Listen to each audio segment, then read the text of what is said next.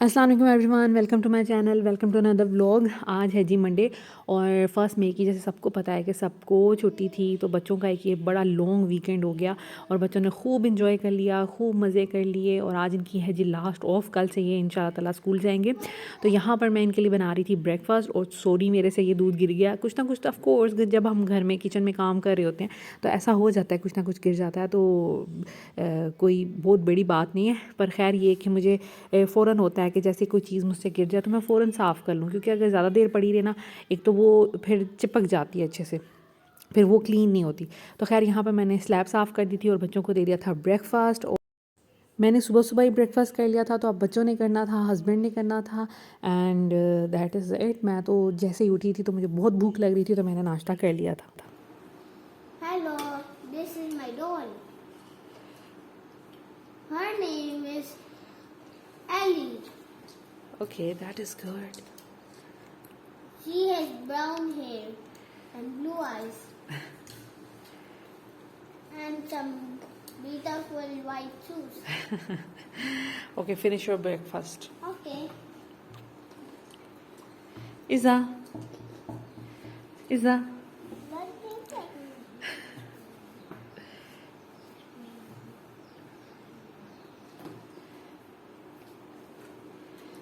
फातिमा, आपने दुआ पढ़ी है? नहीं। चलें पढ़ लें।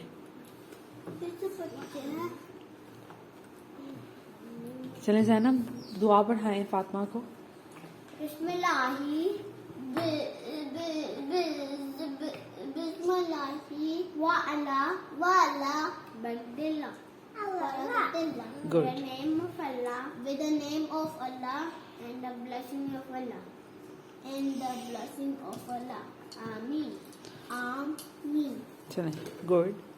Amen. नहीं.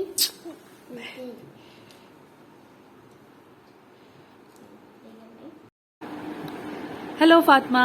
Hello. How are you? I'm fine. Okay, tell me something about your doll. Okay. Her name is DJ and I love her so much. Okay. Because she has purple hair and also purple shoes. And do you like purple color? Yes. And tell me something about her dress. Her dress have rainbow on it. Okay, And rainbow. Her Blouse. blouse, the blouse have glitter on it. Okay, glitter. Wow, very nice. And she And what's her name? Her name is DJ. DJ. Okay, so she's a DJ. She's a Barbie, but she's a DJ. Okay. And what's this? This is a microphone Microphone. Wow. because look, it's also have a diamond on it. And how does it work? The microphone. The microphone. Yeah. The microphone not works. It works No fake. when you sing. No, I cannot. You can sing? You can. You can, Fatma. I know you can sing. Okay, so it's your new doll. Yes. I also like it. In fact, I love it. And you can also touch her Here. Okay. So she has soft hair. soft. I will not ruin this one. Okay, you will not ruin this doll. This is the last time I've got you. Okay. Look, नाश्ता वगैरह करने के बाद और kitchen को clean करने के बाद मैं आ गई थी यहाँ पर। मुझे करनी है, ये हस्बैंड पैंट्स लेके आए थे तो उनकी पैंट्स की ऑल्ट्रेशन करनी है। और ऑल्ट्रेशन इसी तरह मैं करती हूँ कि नीचे से एक मेजरमेंट के लिए पैंट रख लेती हूँ और उससे तकरीबन 1-1 इंच एक्स्ट्रा काट लेती हूँ और फिर वो सिलाई के अंदर चला जाता है। तो एक गोल सी सिलाई लगानी होती है आपने, कोई ये बहुत मुश्किल काम नहीं होता। और एक दफ़ा पहले भी मैंने ऑल्ट्रेशन किस तरह करती हूँ वो आपको तरीका बहुत पहले वीडियोस में बताया हुआ है। और तब किसी ने कमेंट भी किया था कि बाहर से भी तो हो जाती हैं, घर में करने की क्या ज़रूरत है। तो बाहर से नहीं होती, स्पेशली हम जो मॉल्स वगैरह में ब्रांड से कपड़े वगैरह लेते हैं तो उनके पास ये सहूलत नहीं होती। कोई इक्का दुक्का ब्रांड होगा या फिर जो फॉर्मल सूटिंग वाले ब्रांड्स होते हैं उनके पास होता है ये ऑप्शन। लेकिन उसमें भी ये मसला होता है कि आपको यहाँ तो वेट करना पड़ता है वहाँ पर, या फिर ये होता है कि वो कह देते हैं कि 1-2 दिन बाद आके ले जाएं। तो इतना टाइम नहीं होता कि दोबारा आपको उसी मॉल में जाना हो। तो इस वजह से फिर हम पैंट्स ले आते हैं। तो घर में मैं इनकी मर्ज़ी के हिसाब से, इनकी लेंथ वगैरह के हिसाब से मैं फिर ऑल्ट्रेशन कर देती हूँ। तो खैर ऑल्ट्रेशन करने जब मैं बैठी तो मसला मेरे साथ ये हुआ कि वहाँ पर जी उसके साथ की मेरे पास थ्रेड नहीं था। तो खैर मेरा मोराल थोड़ा डाउन हो गया और मैंने क्या किया कि इज़ा के लिए कुछ कपड़े काट लिए थे, वो इंशाल्लाह ताला सीख के आपको दिखाऊंगी। तो यहाँ पर मैं बना रही थी चाँपें। मेरे पास ये पड़ी हुई थी और आज समझ नहीं आ रही थी कि क्या बनाऊं। घर में चिकन भी ख़त्म हुआ हुआ था तो ये सिर्फ एक लास्ट पैकेट रह गया था। तो मैंने सोचा कि ये मटन चॉप्स बना लेती हूँ। और इनको बनाने का तरीका ये है कि मैंने सिंपल वे में इनको बनाना चाहा, मेरा मूड ऐसे था। मैंने पानी डाला है, इसके अंदर नमक डाला और सिर्फ लहसुन डाला है और मैंने इसको तकरीबन 1.5-2 घंटे के लिए स्लो फ्लेम पर रख देना है ताकि ये सॉफ्ट हो के ख़ुद ही पकती रहे। और पानी जब ड्राई हो जाएगा तो मैं इसको भून लूँगी और बस मेरा ख्याल है कि हमारी वो जो चॉप्स हैं वो तैयार हो जाएंगी। मेरा आज इस तरह खाने का दिल था, वरना और भी तरीके होते हैं, फ्राई करके भी बनाते हैं, पहले स्टीम कर लेते हैं फिर थोड़ा सा फ्राई कर लेते हैं। लेकिन मेरा आज मूड था कि मैं ना बिल्कुल नमकीन टाइप कुछ खाऊं, जैसे नमकीन गोश्त होता है। तो खैर वो मैंने पकने के लिए रख दी थी। उसके बाद साथ साथ ही मैंने चाय बना रही थी। आज मैंने दोपहर में कुछ नहीं खाया था तो मैंने सोचा कि चाय और थोड़े बिस्किट ले लूँ और कुछ खाने का मूड ही नहीं था। और जो चाँपें थी वो बननी थी लेट, तो मैंने सोचा कि ये पकती रहेंगी तो मैं उतनी देर में चाय और बिस्किट्स खा लेती हूँ। तो ये रात का खाना हमारा वो चाँप वाला हो जाएगा। ठीक है, तो यहाँ पर मैंने अपने लिए बना ली थी चाय और बिस्किट के साथ मैंने इंजॉय किया। उसके बाद ये जी बच्चे बाहर मौसम बहुत अच्छा हो रहा था, हल्की हल्की बारिश हो रही थी तो इनका दिल कर रहा था कि इंजॉय करें। तो ये छत पे जाने के लिए इंसिस्ट कर रही थी। लेकिन ये होता है कि छत पे, क्योंकि मुझे किचन में खाना वगैरह भी देखना था, तो छत पे अगर जाते तो फिर मुझे नीचे टेंशन ही लगी रहनी थी। तो बस मैंने फिर इनको कहा कि आप ये जो बाहर टेरिस वाला एरिया है यहाँ पर चले जाएँ और यहाँ पर इंजॉय कर लें। और मौसम जो है बहुत अच्छा दोबारा हो गया है। 2-3 दिन से लगातार जो है ना बारिशें हो रही हैं और ऐसे लगता है कि जैसे ठंड फिर वापस आ गई है। और रात को तो मुझे मतलब काफ़ी ज़्यादा ठंड लगना शुरू हो जाती है और सुबह सुबह जब उठते हैं ना तो बहुत ठंडा ठंडा सा मौसम होता है, तो बड़ी ठंड उस वक्त लग रही होती है। तो खैर मौसम ये है कि चाहे अच्छा है, जितनी देर तक अच्छा रहे तो बेहतर है। बाद में जब एक दफ़ा गर्मी आ गई तो बुरा हाल होना ही होना है। और मुझे तो वैसे भी गर्मी बिल्कुल भी बियर नहीं होती। तो खैर यहाँ पर कर रहे थे बच्चे इंजॉय मौसम। और उसके बाद मैं कुछ ऐसा नहीं कर सकी। मैंने जैसे बताया, मैंने इज़ा के लिए कुछ ड्रेसेस काटे थे सिंपल, छोटे छोटे मेरे पास पीसेस थे तो मैंने ट्राउज़र शर्ट्स ही काटी। तो ऐसे आपके साथ शेयर करने वाली वो चीज़ नहीं थी। तो यहाँ पर जी जो हमारी चॉप्स हैं वो आलमोस्ट रेडी हो गई थी। तो मैंने चूल्हा बंद कर दिया था, हल्का सा इसमें पानी रहने दिया था क्योंकि मुझे जब दोबारा गर्म करनी थी फिर मैंने सोचा कि इसका पानी उस वक्त ट्राई करूँगी। तो यहाँ पर मैंने इसके अंदर डाल दिया है ऑयल और साथ में मैंने तेज़ फ्लेम कर दिया। अब इसका पानी जो है ड्राई हो जाएगा। बच्चों के लिए मैंने एक एक पीस निकाल लिया था, उनको रोटी के साथ दे दूँगी। और उसके बाद मैंने इसमें ब्लैक पेपर, हरी मिर्च और अदरक ऐड कर दिया था और अच्छी से इसकी भुनाई कर ली थी। तो साथ में मैंने बना ली थी रोटियां। तो बस ये होगा हमारा रात का डिनर। मैं बस इसको अच्छे से एंजॉय करना चाह रही थी। तो बस उसके बाद मैंने कुछ भी रिकॉर्ड नहीं किया। तो ये है जी नेक्स्ट मॉर्निंग, आज की मॉर्निंग। और यहाँ पर जी है ब्रेकफास्ट का टाइम। बच्चे स्कूल चले गए थे, उनको भेज दिया था, नाश्ता भी करवा दिया, लंच भी भेज दिया साथ में।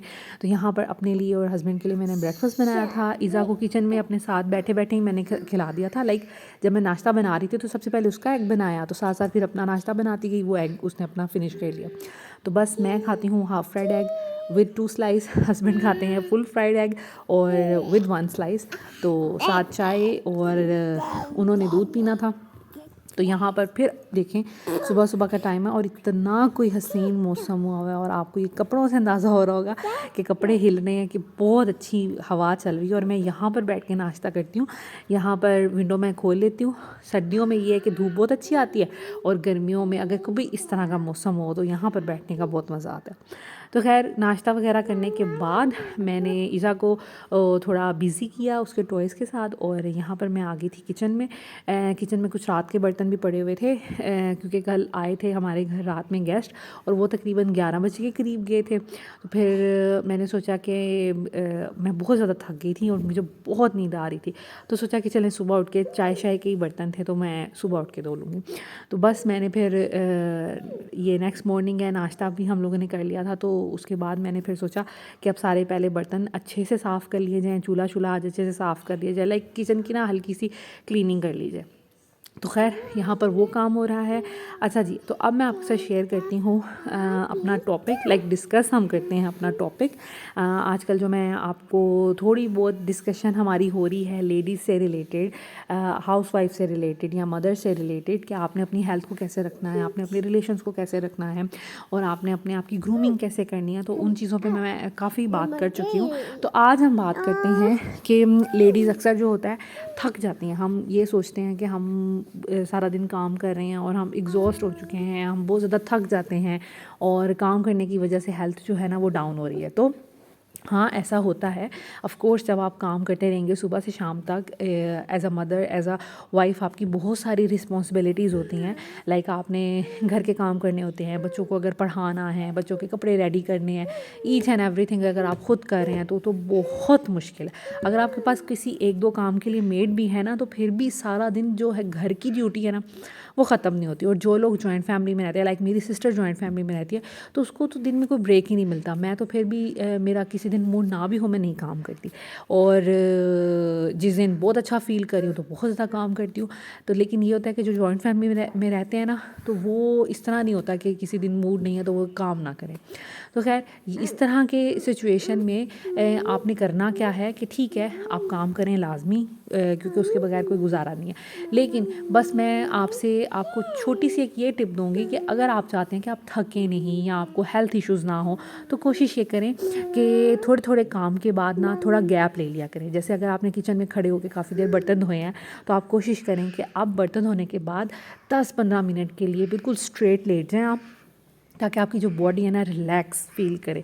ज़रूरी नहीं है कि आपने कोई नैप ही लेना है। मैं सारा दिन कोई नैप नहीं लेती, लेकिन मैं जैसे ही थोड़ा-थोड़ा काम करती हूँ तो मैं एक काम करने के बाद थोड़ा लेट जाती हूँ।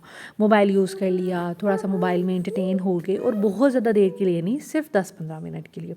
तो उसमें ये कि आपका माइंड भी फ्रेश हो जाता है, आपकी बॉडी भी फ्रेश हो जाती है। उसके बाद आप अपना दूसरा काम कर लें। तो इस तरह आप थोड़े-थोड़े देर बाद थोड़े-थोड़े गैप के साथ अगर काम करें तो आपको हेल्थ इश्यूज़ नहीं बनते और आपको इतनी थकावट भी नहीं होती। अच्छा, यहाँ पर लेते हैं एक पॉज़, क्योंकि मुझे आपके साथ एक इन्फॉर्मेशन शेयर करनी है। मुझसे 1-2 दफ़ा लोगों ने पूछा है यूट्यूब पे, और अक्सर घर में भी मुझसे लोग पूछते हैं, कोई भी आए या ऐसे तो जो मेरे किचन में जाए, तो कि आपके जो बर्तन हैं ना बड़े साफ़ होते हैं। तो वो उसका एक मैजिक है मेरे पास, और वो मैं आपको बताऊँगी। ये जो मेरा सॉस पैन है ये तकरीबन 7-8 साल पुराना है और ये आज भी इस तरह लगता है कि जैसे बिल्कुल नया है। उसका रीज़न ये है कि जब मैं इसको वॉश करती हूँ, तो जिस लिक्विड के साथ वॉश करती हूँ वो मैं आपके साथ शेयर करती हूँ। उससे पहले जब भी आप कभी देगचियाँ वगैरह वॉश करें तो नीचे कोई टॉवल बिछा लिया करें, इससे आपकी स्लैब जो है ना उस पे निशान नहीं पड़ते। तो ये है जी वो लिक्विड। अब आप कहेंगे ये तो लेमन मैक्स है, तो हाँ ये बॉटल लेमन मैक्स की है, लेकिन इसके अंदर मैंने एक लिक्विड डाला हुआ है जिसे काला तेल भी कहते हैं, काला शैम्पू भी कहते हैं, ठीक है।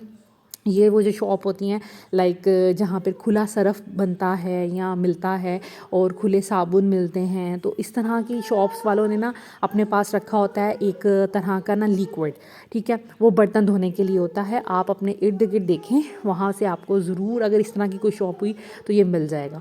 तो ये इतना कोई अच्छी चीज़ है, ये कोई मैजिक ही है जिससे आपकी देगचियाँ हमेशा ऐसे होंगी जैसे आप अभी बाज़ार से लेके आएँ।